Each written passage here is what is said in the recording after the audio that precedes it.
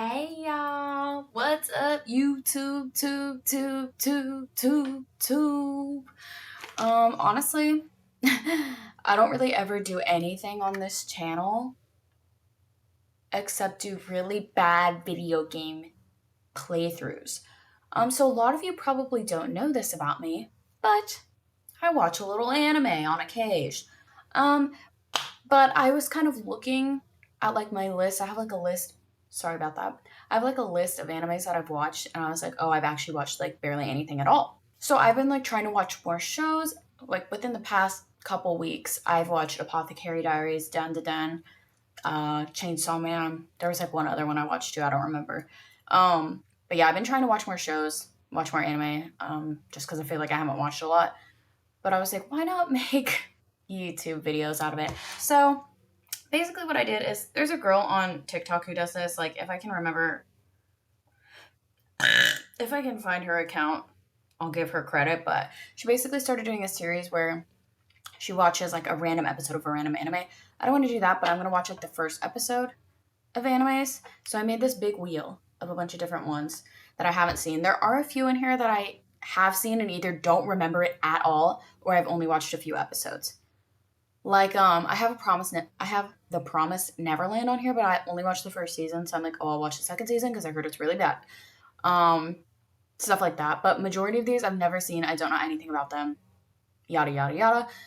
Like I said, figured I'd make a video watching them and reacting to them. Okay, let's spin the wheel. Also, don't mind that going on back there. I'm packing. I'm literally leaving at like 4 a.m. tomorrow for a trip. But and am I done packing? No, I'm not. But anyways, let's see what we get. I hope it's something good.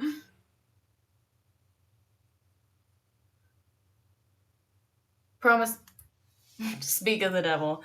Okay, we are watching the second season of The Promised Neverland. Okay, honestly, it's been, I don't even know how long since I watched the first season. I like remember it, but I'm just gonna read this recap on season 1 to make sure I have everything right. I'll read it. I'll do a live narration for you guys too, just in case you've never seen the show. It all begins calmly, almost unnervingly so. 11-year-old Emma is an orphan living in Grace Fieldhouse with her foster siblings, including her best friends Norman and Ray, and her beloved mama, Isabel. Everyone seems to be getting along. Isabel is a wonderful foster mother, and apart from a few chores and tests, the children are usually free to play in the forest. There's a mysterious fence too short to provide protection, but the children don't dwell too much on it. Already, the viewer can suspect something more sinister is at hand. The children are dressed uniformly in white, and each has a numbered tattoo on their neck. Every 2 months, one child is taken away to be adopted. Strangely, none of the children ever write to their foster siblings who are still in the orphanage. This saddens Emma, who never wants her life to change. But things do change suddenly and dramatically when Connie, a 6-year-old girl, finds out it's her turn to be adopted. Isabella takes her out from the gate, which the children aren't supposed to approach, but Emma and Norman see that Connie has forgotten to take her stuffed bunny and ran to give it to her before she's gone. What they see beyond the gate changes their lives forever. Connie has been murdered by demons who are going to ship her body to be eaten. Worst of all, Isabella knows all of this and makes sure the children are always shipped upon request. The place they call home isn't really an orphanage, it's a farm. Emma and Norman run and return to the orphanage before Isabella. However, they drop Connie's bunny, which lets Isabella know someone was at the gate. The two children start considering ways to escape. From the bits and pieces they overheard, they conclude that children who, like them, have full scores on their tests are shipped later at the age of 12, as their brains will taste better to the demons then. While the rest are shipped at 6, Norman remembers that one child is shipped every 2 months, giving them time to make an escape plan. They go to the forest and beyond the fence for the first time. To their dismay, they find a huge chasm, but they resolve to make some rope out of tablecloths and find a way to cross. But the children don't have as much freedom anymore. The anime has already become a huge mind game in which Isabel anticipates their every step. She has a compass-like tracking device which allows her to find them easily, making them realize that they have some kind of tracking mechanisms in their bodies too. Emma and Norman decide to tell their friend Ray what they know. He believes them right away, but being more pragmatic, he thinks that only those fit to survive should escape with them. After a long fight with Emma, who refuses to let another sibling die, Norman sides with her, forcing her to compromise. But when they're home, a new challenge waits. Another adult, Sister Crone, has been hired to help Isabel. The children immediately see her as a potential enemy. Oh my god, I forgot about her. God, this is so much. I'm sorry, guys. While taking care of Carol, a new baby foster sibling, Emma finds the tracking device implanted behind her ear. She, Norman, and Ray consider ways to disable the mechanism. At the same time, they train their younger siblings, teaching them to be quicker and more observant through games of tag. Crone, however, proves very competent and capable of finding the children easily. Jealous of Isabella, she wants to expose her mistakes so that she's overthrown, leaving the mama position for Crone to claim. Isabella, from her part, suspects Emma and Norman, but is determined to see them shipped at the time determined for them. Without revealing anything to her superiors yet, she doesn't seem keen on observing them. Because of this, they suspect she might have an informant among the children. Emma, Norman, and Ray partially trust 2 more siblings, Gilda and Dom, who can help them train the younger ones, wanting to check if any of the 2 is a traitor. Norman talks to Don and Gilda separately and tells each he hid the rope he acquired in a different place. Gilda is struggling as Crone pushes her for information but does not betray her friends. When Norman and Ray find the rope missing from under the former's bed, where it's supposed to be, it seems like Don is the informant. Only for Norman to reveal he never really told Don the rope was under his bed. He had told Ray that this was what he was going to tell Don. Oh my god, I forgot about this. Ray confesses he's Isabel's informant. Wait, why am I shocked? I literally watched this show. I forgot about this. Ray confesses he's Isabel's informant, but his position is more complicated. Ray never experienced infantile amnesia, which makes children forget their earlier, so he found out about the shipping and the demons when he was very young. Because of this, he agreed to spy on his siblings for Isabella, and in return, he gained small favors and the promise to not be shipped off immediately. However, even as a spy, he was still acting with his friend's interest in mind. It was him, after all, that prompted Emma and Norman to take Connie's money to her, indirectly leading them to the truth. Norman is willing to let Ray keep acting as Isabella's informant while secretly working toward their escape plan. Ray agrees on one condition: only the 5 older children will escape, as he still thinks Emma's plan to escape with everyone is doomed. Reluctantly, Norman agrees, but they let Emma believe the plan to take the little one still holds. Meanwhile, the children discover a secret room. Don steals Isabella's key and gets with Gilda without telling the others. and gets in with Gilda without telling the others. Emma tells Norman and Ray about a discovery she's made. Several books in the library formerly belonged to a man, William Minerva. Each book has an owl logo with a circle around it. The children find that each circle contains a word in Morse code. Words like farm make them realize the man is trying to convey a message, giving them hope of possible human community in the outside world. Two books of them are more obscure. One does not have any word in Morse at all, while the second has the word promise. Will the second season give us more information about the man in the books? At that point, Dawn and Gilda have found the toys of their ship siblings, have understood the whole truth, and confront the three protagonists. Emma, Norman, and Ray finally apologize for not having completely trusted them from the beginning, and they all come closer and resolve to live outside the orphanage no matter what they will encounter there. Ray finds out that the next shipment is probably going to be him. Meanwhile, the other four are found by Crone while in a similar orphanage. While in the forest, Crone claims she knows they're trying to escape and offers to help them. She reveals that she grew up in a similar orphanage, and being one of the most gifted girls, she was allowed to survive and train to become a mother. This, however, doesn't mean she's free, as she can never leave the quarters assigned to her. A tracking device inside her ribcage is programmed to instantly kill her if she tries to escape. Crone has always wanted to become a mother and live what she considers the best possible life for her, but still offers to help the children escape, as she imagines this will expose Isabella as incompetent. A fragile alliance is formed, but when the children test her asking about things they already know, they realize Crone knows more than she reveals. Ray purposely places information for Crone to find, and the latter is delighted to have discovered what she perceives as Isabella's second weakness. Shortly after, Isabella gives Crone a note letting her know that she has been appointed as mama in another plantation. Disappointed that she missed the chance to overthrow Isabella, Crone meets her superior grandma at the gate and tells her all about Isabella's mistakes. To Crone's surprise, grandma knows already, but still trusts Isabella to keep everything under control, realizing that she never stood a chance and that she's going to be eaten by a demon. Crone hopes that the children will manage to escape, survive, and destroy the world as it is. Norman and Emma plan to investigate a wall encircling part of the forest, which they could potentially climb to escape, while Isabella tells Ray about Crone's disposal. Okay, I gotta skip past some of this. This is so freaking long.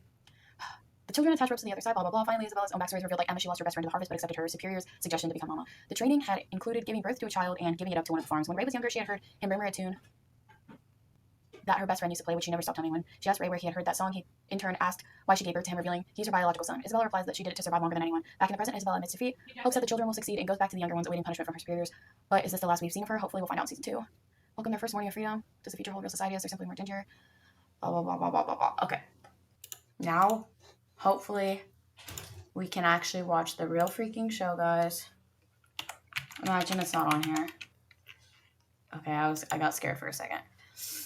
Okay. Season 2, do they have English dub? Thank God.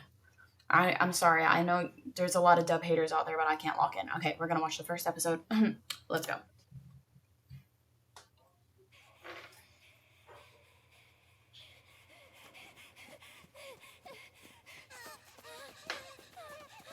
Section was really tripping me out. It made me think my eyes were blurry. Like my eyes were foggy, you know? You ever get like that? Or is that just me? I didn't think. I'm sorry, Emma. Why? What happened to her ear? From the start. I don't remember. You wouldn't have hurt your hand or lost your ear. What? Emma, Oh, because they had to get the things out. Protect our. We have to think like our enemy. They would expect us to go. Like, if we're so worried about the monsters coming to get us, oh, they're on our tails, they're coming to look for us.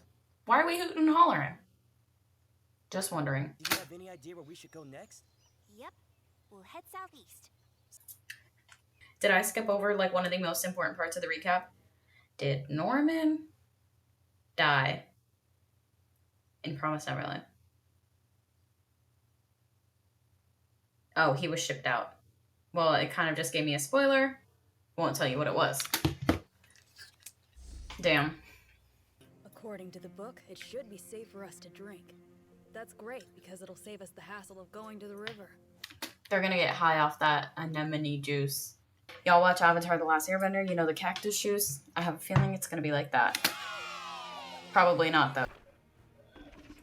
Why is the animation for this thing kind of bad?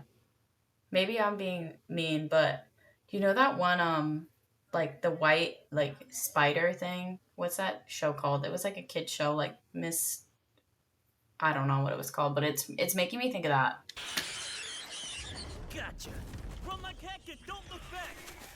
There's no reason to.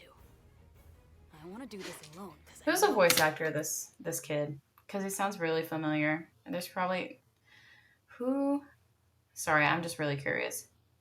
Maybe not. Maybe I've never heard of this woman in my life. Are you okay? Your face is so pale. It's gonna end here. Yep. Oh, fuck this show. Okay, I feel like I'm in for a big surprise because I feel like that wasn't that bad. Like, this is literally, like, the #1 thing I see people hate on. Like, when talking about anime, like, I always see people be like, oh, I love my favorite show, The Promised Neverland, that only has 1 season. And, like, I see so many people talk about it and talk about how bad season 2 is and how they pretend season 2 doesn't exist. So far, 1 episode in, I feel like it wasn't that bad. But, like I said, I feel like that means I'm in for a rude awakening. So, maybe I should keep watching. We'll see how bad it gets. I don't know, but that's all I'm going to watch for today. Bye!